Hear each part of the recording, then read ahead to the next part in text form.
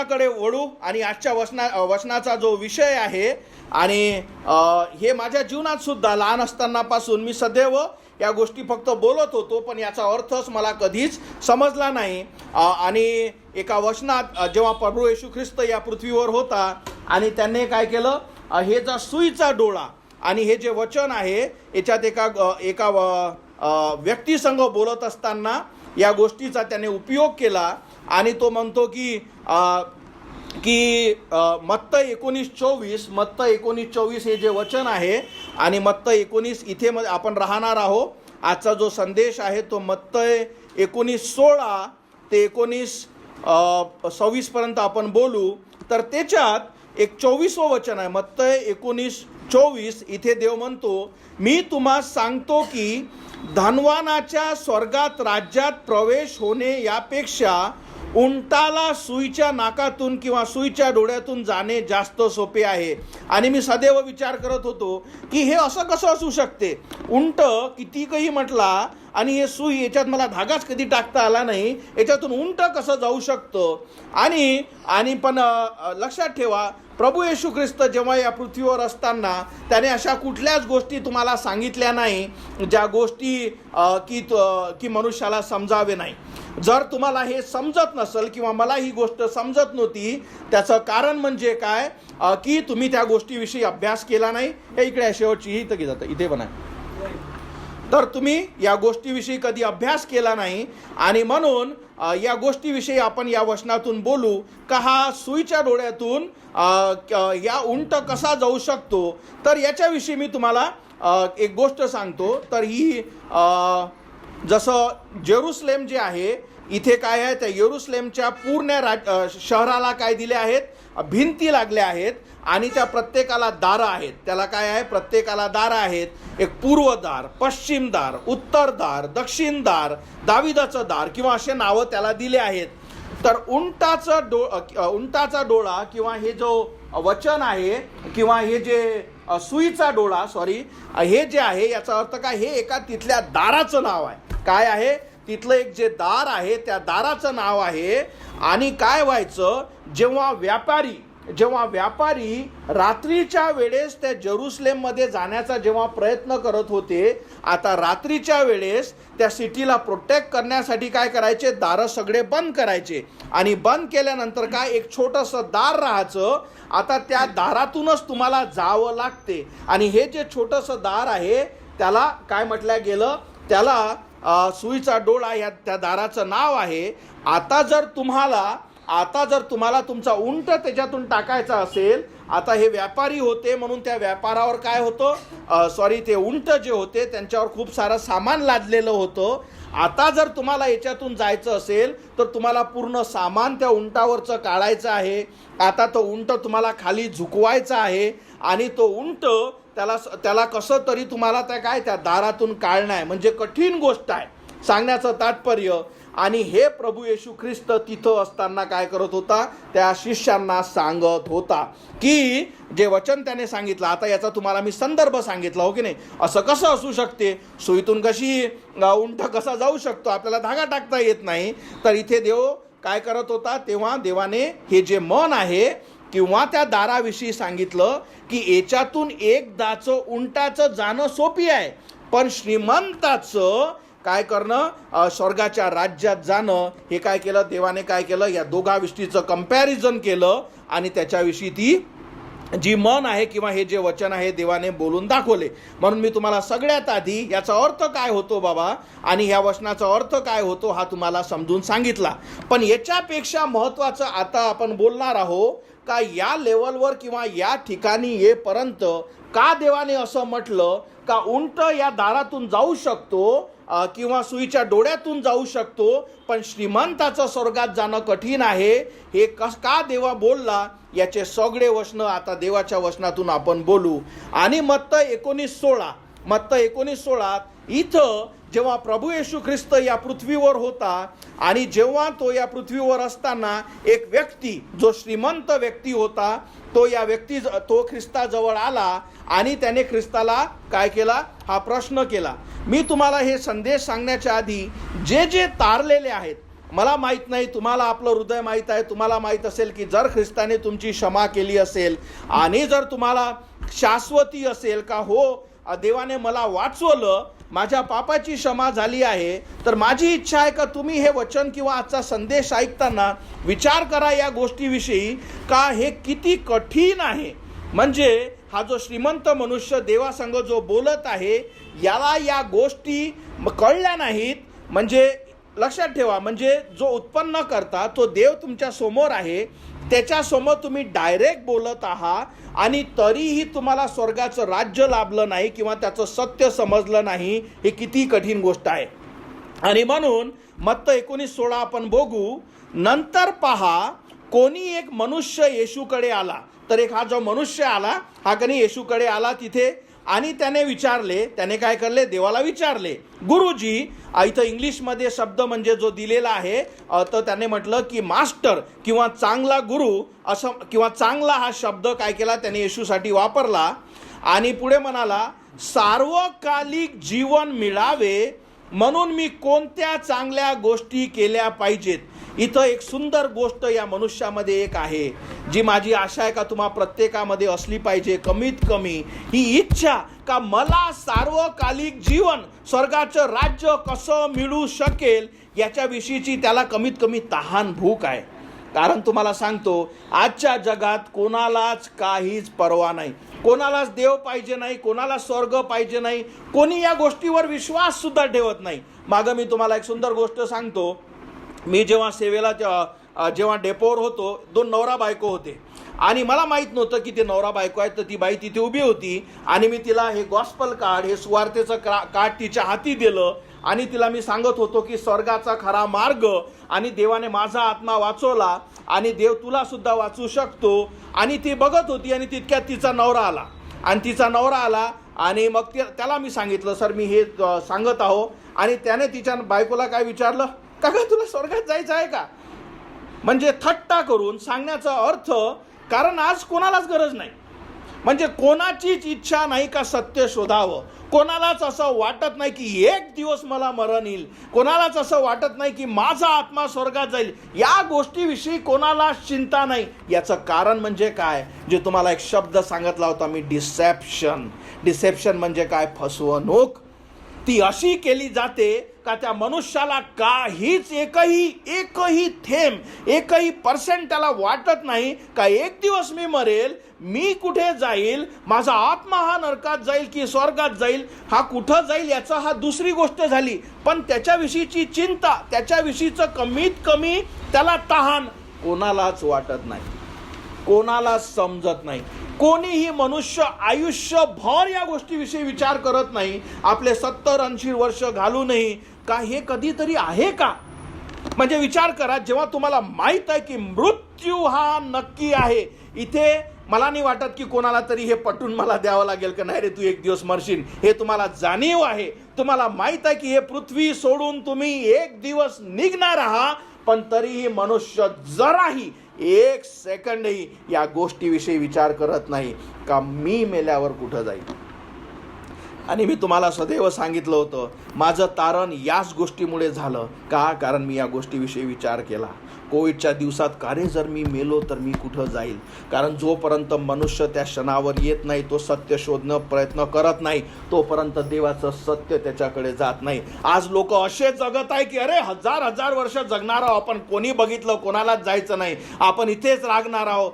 अशा प्रकारची मनुष्याची आज मनोवृत्ती झाली आहे. त्याला असं वाटतं की मी इथं हमेशासाठी आहो, मला कुठंच जायचं नाही, म्हणून मी कशाला स्वर्ग आणि नरकाविषयी, माझ्यापाशी मृत्यू येणार नाही, असं काहीच होणार नाही.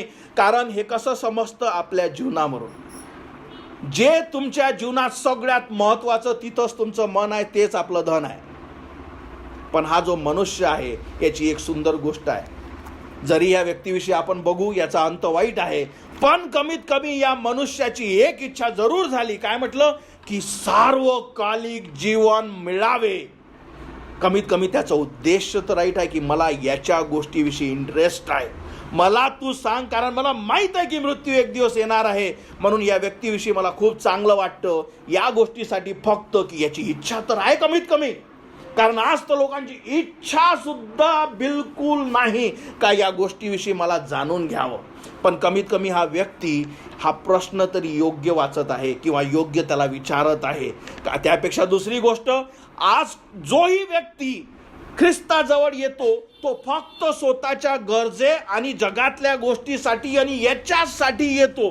तो पृथ्वीवर असताना सुद्धा लोक त्याच्यासाठी यायचे. चमत्कार दाखव, नाही रोग बरे कर, मला धन दे, मला कुटुंब दे, मला आरोग्य दे, मला हे दे, मला ते दे.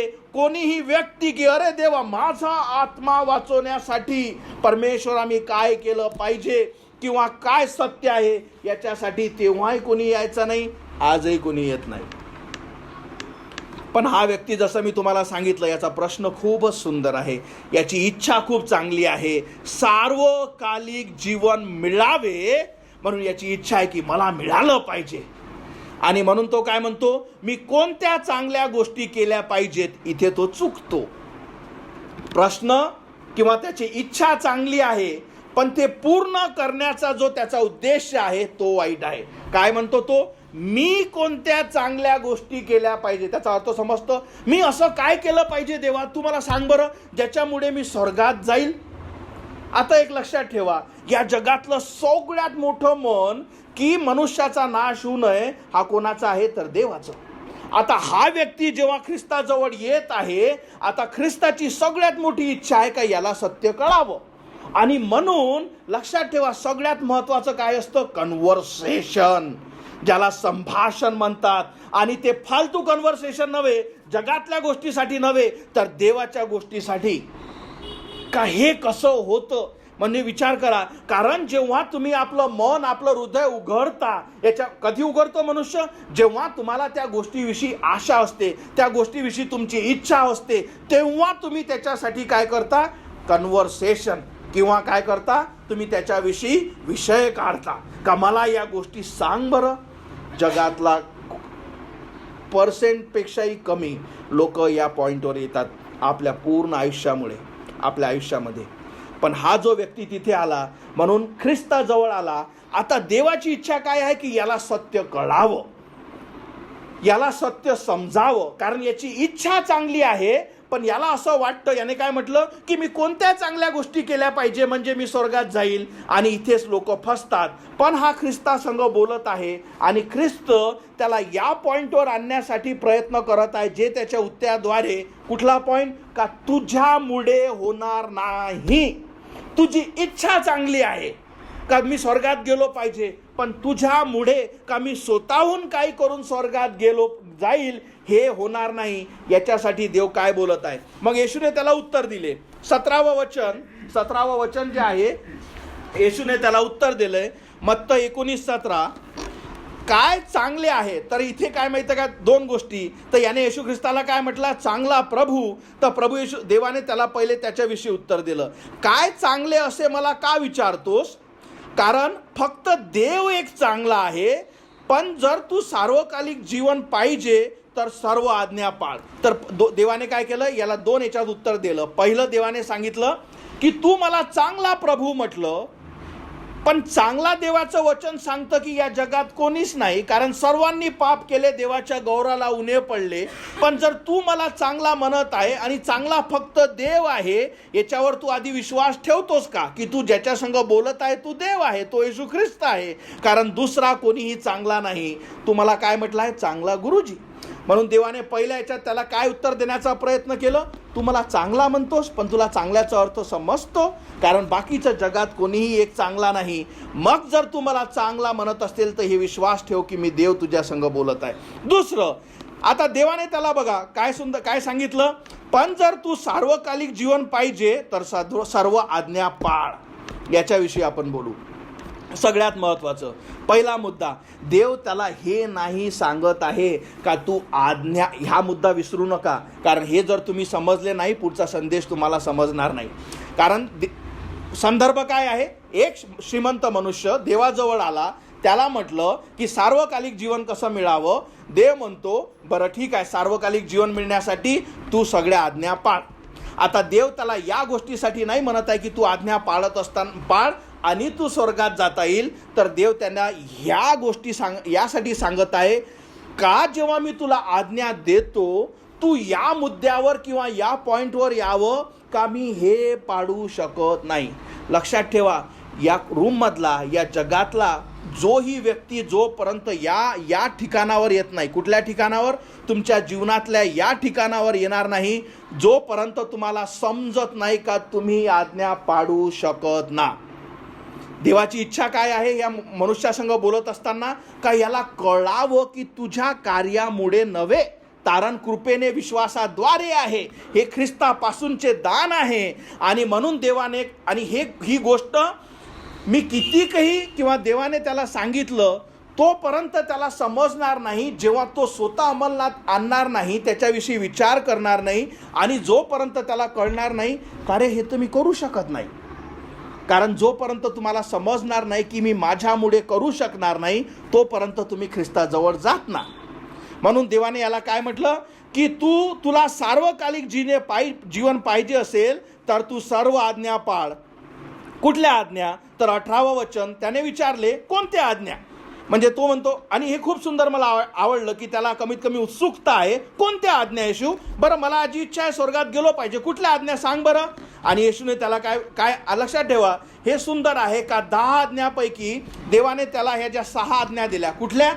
खून करू नको, व्यभिचार करू नको, चोरी करू नको, खोटी साक्ष देऊ नको, आपल्या आई वडिलांना मान दे, आणि जशी स्वतःवर प्रीती करतोस तशी इतरावर प्रीती कर. म्हणजे 10 पैकी ह्या ज्या 6 आज्ञा, आता ह्या 6 आज्ञा कुठल्या माहिती आहे काय? ह्या आउटवर्ड आहे. आउटवर्ड म्हणजे या दुसऱ्यांसाठी तुम्ही काय करावं याच्याविषयीच्या आज्ञा आहे. तर देवाने त्याला पहिल्या ज्या सगळ्या महत्त्वाच्या ज्या आज्ञा, ज्या देवाविषयीचा तुमचा संबंध कसा असावा, की जसं तुमच्या देवाशिवाय तुम्हाला इतर देव नसावे, देवाचं नाव व्यर्थ घेऊ नको, या सगळ्या गोष्टीच्या देवाने त्यांनी सांगितल्या. देवाने त्याला 6 आज्ञा कुठल्या दिल्या? जे तुम्ही इतरांसाठी कराव्या. खून करू नको, तुम्ही स्वतःचा थोडी खून करू शकता, दुसऱ्याचा खून. काय सांगितलं की व्यभिचार करू नको, चोरी करू नको, खोटी साक्ष देऊ नको, आई वडिलांचा मान राख, जशी स्वतःवर तशी दुसऱ्यावर प्रीती कर. तर त्याला काय दिल्या? ज्या आउटवर्ड म्हणजे जे देवाची इच्छा आहे का तुम्ही दुसऱ्यांसोबत केलं पाहिजे, त्या आज्ञा त्याला दिल्या. आता इथे तो तरुण म्हणाला, आता हे सुंदर गोष्ट आहे, हा तरुण काय म्हणतो, या सर्व आज्ञा मी पाळत आलो, मी आणखी काय करावे? तर याला काय झालं, आता हा व्यक्ती तसं पाहायला गेला तर हा खोटा बोलला नसेल का? कारण तुम्हालाही तुमच्या खोलीतला, जसं आपण स्वतःविषयी विचार करू, आपण यातला कोणी कधी खून केला नाही, आणि तो व्यक्ती बरोबर, मी कधी खून केली नाही, चोरी केली नाही, लबाडी केली नाही, आई वडिलाची आज्ञा पाळली, मी कधी व्यभिचार केला नाही, मी सगळ्यांवर, माझ्या शेजाऱ्यावर प्रीती करतो. तर या व्यक्तीला हा जो लॉ किंवा हा जो नियम आहे हा काय याला समजलाच नाही. एक सदैव लक्षात ठेवा, नियम जो आहे तो शारीरिक नसून तो आध्यात्मिक आहे. याचा अर्थ मी तुम्हाला सांगतो खूप सुंदर उदाहरणातून. तुमच्यातल्या कोणीच खून कधी केला नाही, ठीक आहे, एक उदाहरण देतो मी तुम्हाला. किंवा आपणही जर मी म्हटलं तुम्हाला का अरे शेजाऱ्यावर प्रीती करा, तुम्ही म्हणता हो मी प्रीती करतो, त्याला मदत करतो, जे ती सगळ्या गोष्टी मी करतो.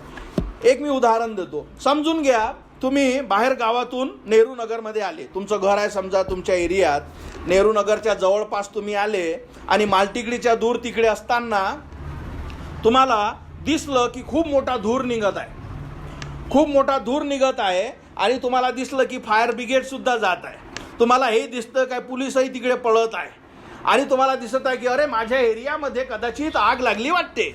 आणि मग तुम्ही काय करता, निघता हळूहळू हळूहळू, आणि पुढे तुमचं वाटत आहे अरे कुठे आग लागली, हे गाड्या आमच्या नेहरू नगरमध्ये चालल्या, या लाईनमध्ये चालल्या, अरे अरे अरे हे काय माझ्या घराजवळती आहे की काय. आणि तुमची काय होते, तुमची छाती, तुमचे विचार वाढू लागतात, तुमची भीती, अरे कदाचित माझ्याच घरात आग लागली वाटते. हे सगळे तिथेच धावता, तुम्ही धावत धावत घराजवळपर्यंत येता, आणि तुम्हाला माहीत पडतं की तुमचं घर नव्हे, तुमच्या शेजाऱ्याचं आहे.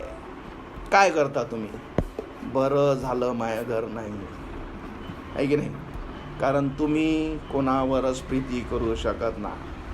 तुम्ही जर तुमचं घर असतं, जे तुम्ही ज्या उत्कर्षाने किंवा जितक्या काळजीने धावत आले, ते तुम्ही दुसऱ्याच्या घरासाठी आले नसते. जे तुमच्या घरासाठी तुम्ही केलं असतं ते तुम्ही दुसऱ्याच्या घरासाठी करू शकत ना. समजतं तुम्हाला? नियम म्हण हा व्यक्ती का थांबला? कारण हृदय. नियम जे देवाने दिलेले आहेत ते आध्यात्मिक आहेत. आध्यात्मिकरित्या तो तुम्ही पाळू शकत ना. जेव्हा ख्रिस्त म्हणतो खून करू नको, याचा अर्थ हा होत नाही की कोणाला आपण जीवाने मारणे. हो, तोही नियमात आहे. पण जर मी समजून घ्या एखाद्या व्यक्तीविषयी राग आणतो, जर एखाद्या व्यक्ती जर माझ्या विरुद्ध काही गोष्टी करतो आणि त्याच्याविषयी जेव्हा मी राग आणतो, काय करतो? मी माझ्या मनातच त्या व्यक्तीविषयी खून केला आहे. व्यभिचार करू नको याचा अर्थ हा होत नाही की माझा एखाद्या स्त्रीसोबत संबंध असणं आवश्यक आहे. एखादी जर पर स्त्री जेव्हा टीव्हीवर किंवा कुठेही अशा रीतीने वागत आहे आणि जेव्हा माझी नजर तिच्याकडे त्याच दृष्टिकोनातून जाते, तिच्यासोबत मी व्यभिचार माझ्या मनात ऑलरेडीच केलेला आहे. नियम हा स्पिरिच्युअल आहे, हा तुमच्या हृदयासोबत आहे. तुम्ही शारीरिकरित्या काय करता याला फरक पडत नाही. तर नियम हा काय आहे? आध्यात्मिक आहे. म्हणून तुम्हाला समजतं की देवाने याला मग का आज्ञा दिल्या असतील. आता तुम्हाला कमीत कमी या उदाहरणातून हे पटलं असेल का मनुष्य पाळू शकत नाही. मग देवाने याला कशासाठी सांगितलं? याच गोष्टीसाठी का त्याला समजावं की नाही, अरे हे तर मी नाही करू शकत. मग कारण मला असं वाटलं की खून करू नको, माझ्या जीवनात तर मी कोणाचाच खून केला नाही, म्हणजे याचा अर्थ मी तर एक तर आज्ञा माझी निघाली, बाकीच्या राहिल्या त्या आपण बघू आता कशा करायच्या. देवाचं त्याला सांगण्याचं तात्पर्य हे आहे का तू या नियमावर या ठिकाणी ये का तुला समजावं का तू स्वतः करू शकत नाही. दुसरी गोष्ट, कदाचित तुम्हाला आज्ञा माहीत नसेल. नाही, देवाने तुमच्या हृदयातच कोरलेल्या आहेत. तुमच्या मनातच जेव्हा तुम्ही वाईट करता, तुमच्या मनातच जेव्हा तुम्ही व्यभिचार करता, तुमच्या मनातच जेव्हा तुम्ही खोटं बोलता, तुमच्या मनातच जेव्हा आपण लबाडी करतो, तुमच्या मनातच जेव्हा आपण या सगळ्या गोष्टी करतो, फरक पडत नाही का पास्टर नितीननं तुम्हाला नियम कधी शिकवले नाही, फरक पडत नाही की मला तर बायबल माहीतच नाही, तुमच्या हृदयातच तुम्हाला भीती वाटते. का? कारण देवाने तुमच्या हृदयात नियम कोरला आहे. म्हणून तुम्हाला असं नाही राहणार मला तर माहीतच नव्हतं हा नियम होते म्हणून. नाही का? या जगातला प्रत्येक व्यक्ती जर तो मनुष्य आहे त्याच्या हृदयात नियम आहेत. आणि एक दुसरी गोष्ट लक्षात ठेवा, याच्याहीपेक्षा कठीण कसं आहे, म्हणजे का हे इतकं कठीण आहे की देवाने हे म्हटलं की उंट त्या सुईतून जाऊ शकतो पण मनुष्य जाऊ शकत नाही. का? कारण जर तुम्ही एकही नियम याच्यातला मोडता तर तुम्ही सगळ्या नियमाचे दोषी आहात. आता समजतं की किती कठीण आहे. म्हणून देवाची इच्छा याच्यासाठी काय आहे? हे नाही का तू हे नियम पाळ, तर हे की बाबा तू या पॉइंटवर ये का तुला समजावं हे तर मी करू शकत नाही, आणि त्याने ख्रिस्ताकडे वळावं की हो येशू मला समजतं मी हे पाळू शकत नाही. जोपर्यंत लक्षात ठेवा या जगातला कुठलाही व्यक्ती या मुद्द्यावर येत नाही, या पॉइंटवर येत नाही का मी पापी आहे. पाप म्हणजे काय? देवाचे नियम मोडणे. कोणाविषयी? देवाविरुद्ध. त्याची शिक्षा काय आहे? अनंतकाळचा मृत्यू. आणि जोपर्यंत जोही व्यक्ती त्या ठिकाणापर्यंत येत नाही तो व्यक्तीचं कधीच तारण होत नाही. तो आयुष्यभरमध्ये चर्च राहो, तो कितीही सेवा करो, काहीच करो, त्याला जोपर्यंत या मुद्द्यावर की जेव्हा तोपर्यंत त्याला समजत नाही की मी हतबल आहो, माझ्याद्वारे मी काहीच करू शकत नाही, तोपर्यंत तो व्यक्ती तारल्या जाऊ शकत नाही. का? कारण त्याला स्वतःवरच विश्वास आहे की मी नियम पाळू शकतो. तो कधीच ख्रिस्ताजवळ माझा आत्मा वाचो यासाठी जाणार नाही. कारण ख्रिस्त कशासाठी आला? जे पापी आहे त्यांना तारावयास आला. जर तुम्हाला त्या गोष्टी समजल्याच नाही की मी पापी का आहो, मला तर वाटते मी तर चांगलाच आहो. जसा श्रीमंत काय करत होता? हे सगळ्या पाळल्या मी, खून करू नको, मी तर कधीच केला खून नाही. का? याला समजलाच नाही का लॉ काय आहे. पुढचं वचन आणि 20वं वचन, तो तरुण म्हणाला या सर्व आज्ञा मी पाळत आलो, मी आणखी काय करावे. तर इथेच तुम्हाला समजतं की याने खोटं बोलू नको ही आज्ञा इथेच मोडली. पण याचा अर्थ हा होत नाही की देव त्याला अजून काय करत आहे? प्रयत्न करत नाही. कारण लक्षात ठेवा देवाची इच्छा आहे की कुठल्याच आत्म्याचा नाश होऊ नये. देवाने त्याला हे नाही म्हटलं की असं तुला समजत नाही काय, चल हो तू पूर. नाही, देव म्हणतं की बरं ठीक आहे, मी अजून प्रयत्न करतो की तुला समजावं. लक्षात ठेवा डिसिजन तुमची आहे, ख्रिस्त तुमच्या हृदयात टाकू शकत नाही. कारण तुम्हाला फ्री विल दिलेली आहे. तुम्हाला स्वतःचं डिसिजन स्वतः घेणं आहे. जसे जगाचे डिसिजन आपण स्वतः घेतो तसं तुम्हाला ख्रिस्ताचा स्वीकार करण्याची डिसिजन, हो तुम्हाला ट्रूथ किंवा सत्य सांगितल्या जाईल. आणि एक दुसरी गोष्ट म्हणजे सगळ्यात महत्त्वाची म्हणजे काय आहे माहिती आहे का? ट्रूथ किंवा सत्य सांगितल्याशिवाय कोणीही व्यक्ती त्या ठिकाणावर कधीच येणार नाही. म्हणून जे मी सांगत असतो की नाही, की अशा चर्चमध्ये बसणे जिथं देवाचं वचन, देवाचं सत्य शिकवल्या जात आहे, जेव्हा देवाचं वचन सांगितलं जातं ते तुम्हाला पापापासून आणि सत्य सांगण्यासाठी प्रयत्न करतो, समजण्यासाठी. आणि म्हणून येशू ख्रिस्त म्हणतो की सत्य तुम्हाला कळेल तेव्हा तुम्ही मोकळे व्हाल. जर सत्य शिकवलाच नाही तर तुमचं आयुष्य त्या चर्चमध्ये जाऊन तुम्हाला काहीच फायदा होणार नाही. म्हणून देवाने इथे काय केलं, त्याने काय म्हटलं, मी आणखी काय करावे, ह्या सगळ्या गोष्टी तर करतो. 21वं वचन, येशूने उत्तर दिले, तुला जर परिपूर्ण व्हायचे असेल, कारण येशू ख्रिस्त याला काय सांगत आहे की अजून प्रयत्न करत आहे, तर जा आणि जे तुझे काही आहे, कारण हा श्रीमंत होता, ते विकून टाक आणि ते पैसे गरिबांना वाटून दे, म्हणजे स्वर्गात तुला मोठी संपत्ती मिळेल, आणि चल माझ्या मागे ये. तर देवाने आता काय केलं की ठीक आहे, तुला ह्या पहिल्या गोष्टी तर समजल्याच नाही, मी तुला 2 गोष्टी समजून सांगितल्या. पहिले का एकही चांगला नाही, दुसरं की फक्त देवच चांगला आहे, तिसरं मी तुला आज्ञा दिल्या, तू याच्यातही तू काय करत आहे ते सांगत आहे की मी करू शकतो. आणखी एक गोष्ट मी तुला सांगतो, तुझ्या पाचचं जे सगळं आहे ते विक, म्हणजे तुला स्वर्गात संपत्ती मिळेल. इथे 22वं वचन, पण जेव्हा त्या तरुणाने हे ऐकले तेव्हा त्यास फार दुःख झाले, कारण तो खूप श्रीमंत होता, म्हणून तो येशूला सोडून निघून गेला. याच्यासारखी वाईट गोष्ट नाही. विचार करा, जीवन उभं आहे, जीवनाचा उगम तुमच्यासमोर उभा आहे, जीवनाचं सत्य तुमच्यासमोर उभं आहे, जीवनाचं दार तुमच्यापाशी उभं आहे. येशू ख्रिस्त तुम्हाला स्वर्गात घेऊ शकतो आणि त्या दारापासून दूर निघून जाण्यासारखी गोष्ट या जीवनात काहीच वाईट नाही. तुम्हाला हे माहीत आहे का, ही जी गोष्ट आहे ही काही काल्पनिक नाही, ही येशू ख्रिस्त या पृथ्वीवर असताना ती घडलेली गोष्ट आहे. आज हा व्यक्ती जिवंत आहे, हा शरीराने मेला, याचा आत्मा निघून गेला. आज अनंताच्या नरकात किती पस्तावा करत असेल का, जीवन माझ्यासमोर होतं, देव माझ्यासमोर होता, माझा प्रश्न बरोबर होता, त्याने मला सत्य सांगितलं, पण मी ते स्वीकारलं नाही. म्हणजे हा काय, देवाजवळ 6 इंच होता, पण हा ख्रिस्ताचा स्वीकार करू शकला नाही. आणि असंच खूप लोकांचं होईल. का? कारण सत्य सांगितलं गेलं पण त्यांना ते पटलं नाही. दुसरं, ते आपलं जीवन देऊ शकले नाही. जीवन देणे म्हणजे काय, की त्यांना सत्य, देवाने त्याला सांगितलं की आता तर लक्षात घे की तू स्वतः करू शकत नाही. आता हा व्यक्ती त्या पॉइंटवर जरूर आला की मी हे देऊ शकत नाही. देवाने या सगळ्या गोष्टी त्याला पुन्हा यासाठी नाही सांगितल्या का तू हे दे म्हणजे मी स्वर्गात तुला घेईन. म्हणून चुकून जाऊ नका का अरे मला द्या लागते की काय म्हणून स्वर्गात जाईल का, नाही. म्हणून तुम्हाला मी सुरुवातीला सांगितलं, उद्देश विसरू नका. उद्देश काय होतं की त्याला सत्य सांगून तो अशा पॉइंटवर यावं, अशा मुद्द्यावर यावं, अशा ठिकाणावर यावं की त्याने म्हणा की येशू मी हे करू शकत नाही. आणि मग त्याने ख्रिस्ताला हाक मारावी, येशू मला वाचव, मी मरून जाईल, मी अनंताच्या नरकात जाईल, देवा माझा आत्मा वाचव. आणि ख्रिस्ताद्वारे तारण, कारण तारण सदैव कृपेने विश्वासाद्वारे. म्हणून येशू ख्रिस्त याला हे सांगत नाही की तू या या या या गोष्टी कर म्हणून तू ये. देव त्याला नियम यासाठी सांगत आहे की तू या करू शकत नाही म्हणून तू माझ्याजवळ ये. या दोघातला फरक जेव्हा तुम्हाला समजला नाही तर हा संदेशही समजणार नाही. म्हणून मग काय झालं तर हा व्यक्ती, आणि विचार करा, मी एका संदेष्टा, जो खूप सुंदर संदेष्टा एड्रियन रॉजर्स म्हणून, तो आता स्वर्गात असेल, आणि त्याने हा संदेश देत असताना त्याने हे सुंदर गोष्ट सांगितली आणि माझ्या जीवनात मला सदैव ते आठवण राहिली. जेव्हा हा व्यक्ती या जगाच्या टाईमलाईनवर जेव्हा ही घटना घडत असेल, तुम्हाला मी मागच्या वेळेस सांगितलं होतं की आध्यात्मिक युद्ध आहे. सैतान काय बोलत असेल त्याच्या विचारासंग, नाही नाही नाही सोडू नको, तू जे सांगतो तेच बरोबर आहे, हे खूप कठीण जाईल तुला, कुठं स्वर्ग कुठं राहिलं, तुझी शिकवणी बरोबर आहे. तुम्हाला सांगितलं नाही तुमच्या डोक्यासोबत विचारासोबत, का? कारण ते डिसिजन तुम्ही घ्यावी नाही.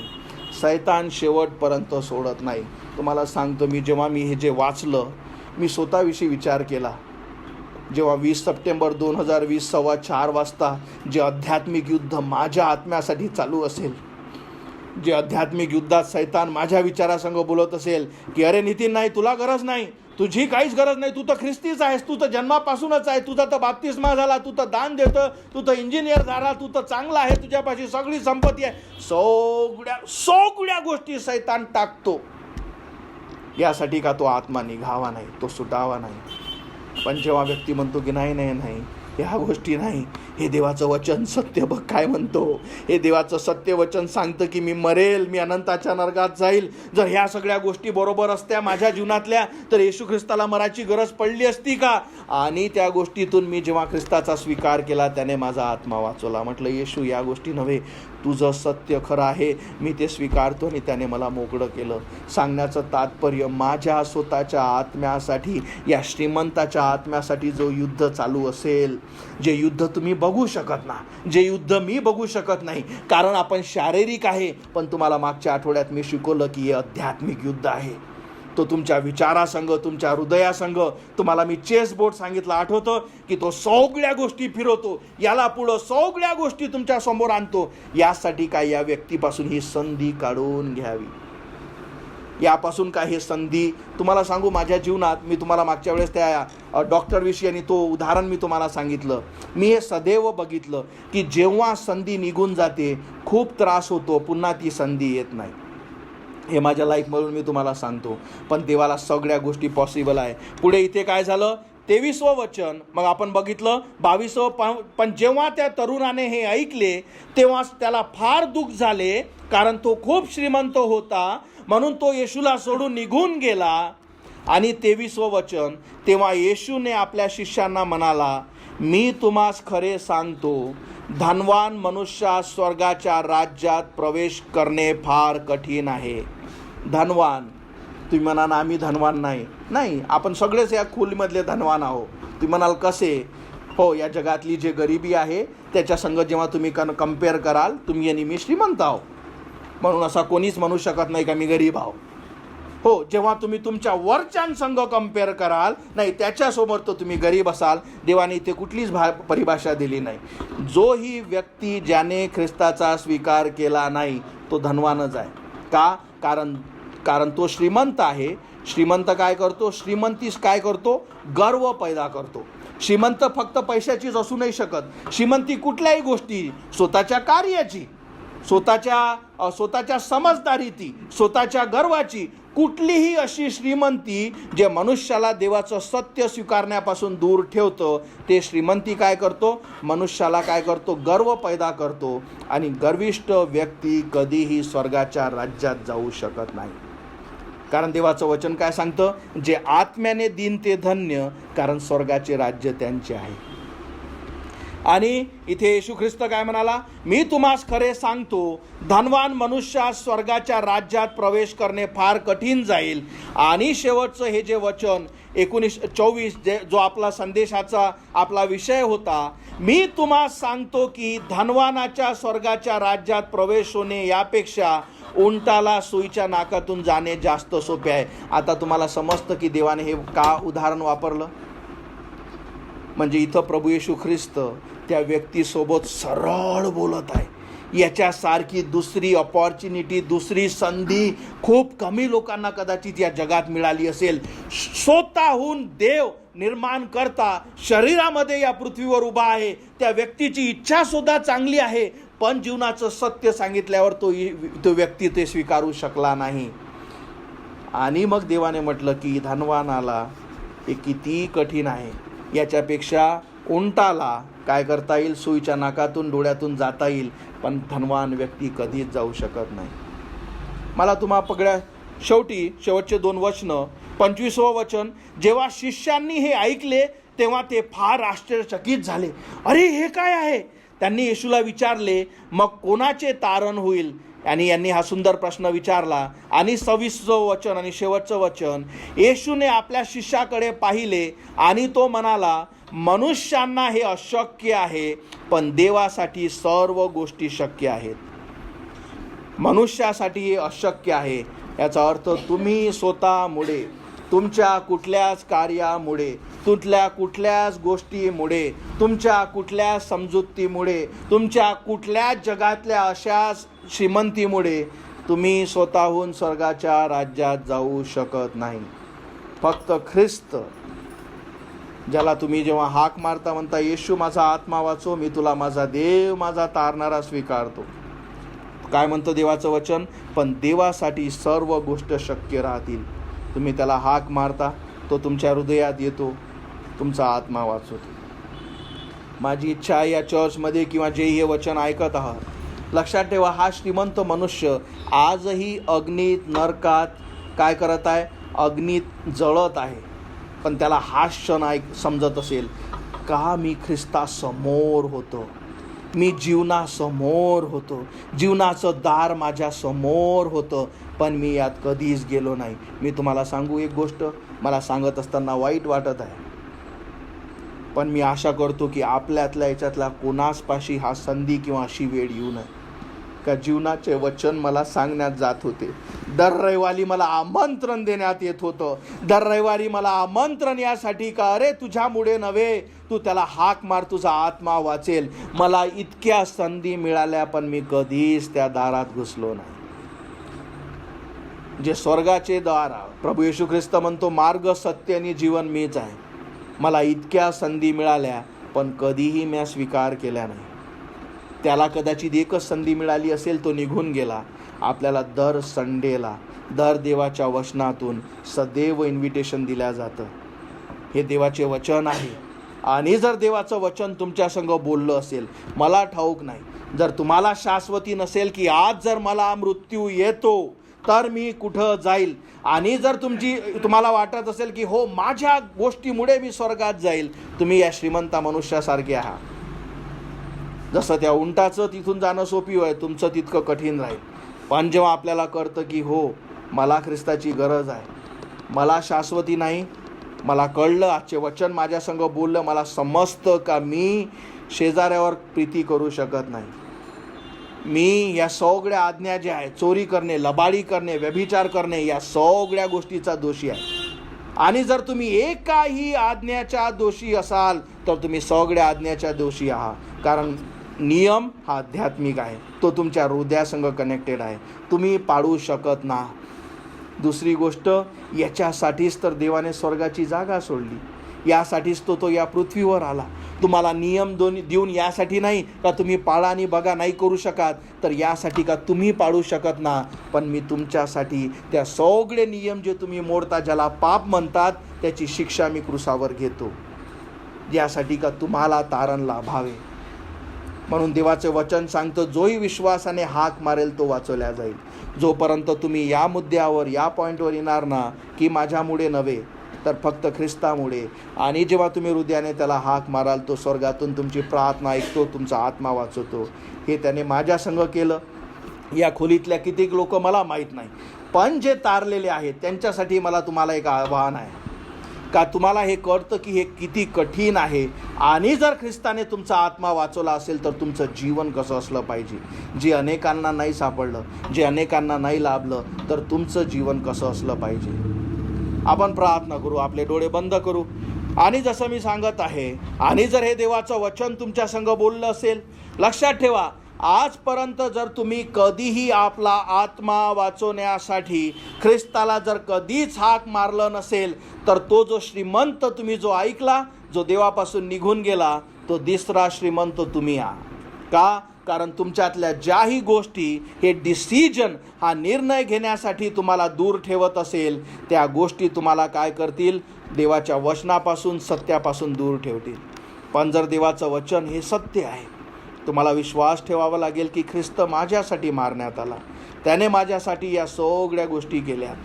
मी माझ्या कार्यामुळे नव्हे, कुठल्या सेवेमुळे नव्हे, कुठल्या चांगल्या कार्यामुळे नव्हे, कुठल्याच आज्ञा पाळण्याने नव्हे, कुठल्या जगातल्या गोष्टीमुळे मी स्वतःहून स्वर्गात जाऊ शकत नाही. पण जर तुम्ही असा विश्वास ठेवता की मी चांगला आहे, आपण काय बोलतो माहीत आहे, आपण सांगतो की ख्रिस्ता तुझं मरण क्रूसावरचं हे व्यर्थ आहे.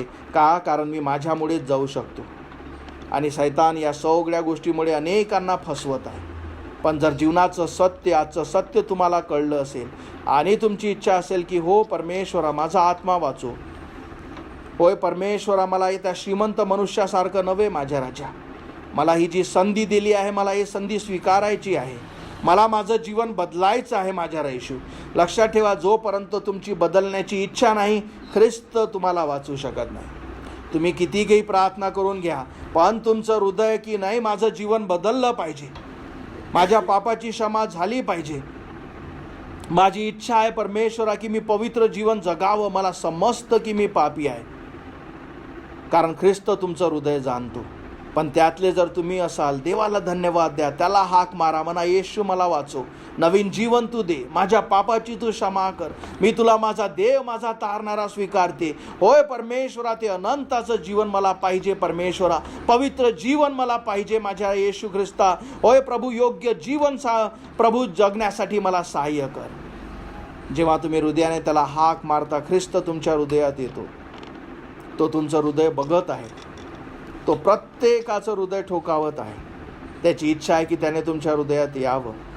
तुम्ही त्याला बाहेरून जाऊ देऊ नका. म्हणा येशू माझ्या हृदयात ये, माझ्या पापाची क्षमा कर, मी तुला माझा देव, माझा तारणारा स्वीकारते, माझं जीवन बदल.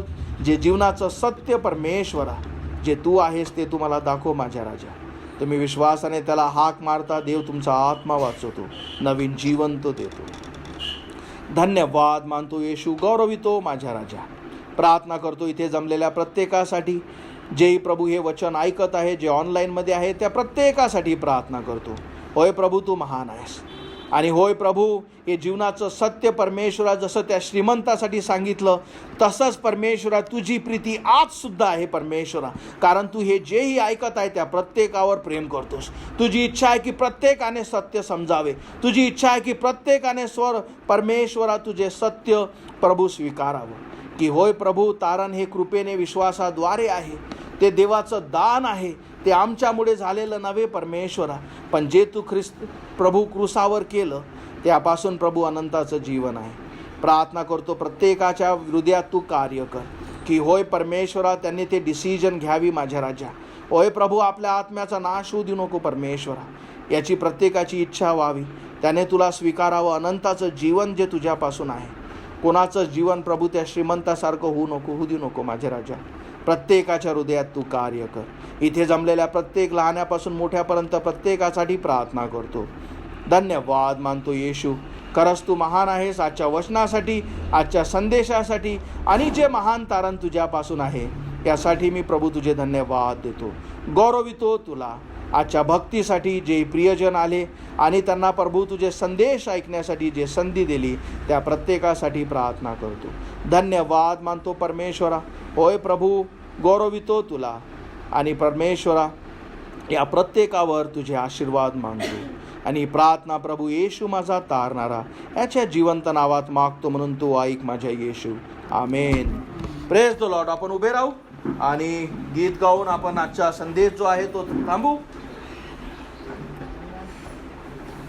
आहा माझा प्रभू थोर त्या खांबी मारिला, माझ्या पापांचा दंड घोर तयास लाविला. क्रूसाजवळ मी पाहिला प्रकाश, माझ्या पापांचे ओझे पडले. येशूच्या कृपेने आणि विश्वासाद्वारे मी तारलोनी आनंदी आहे.